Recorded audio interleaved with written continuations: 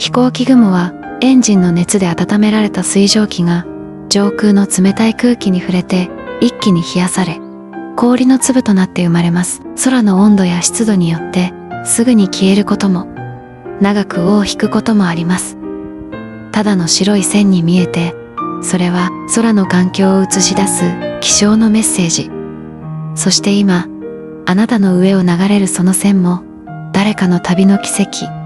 消えていくほどになぜだか心に残る、そんな空の手紙です。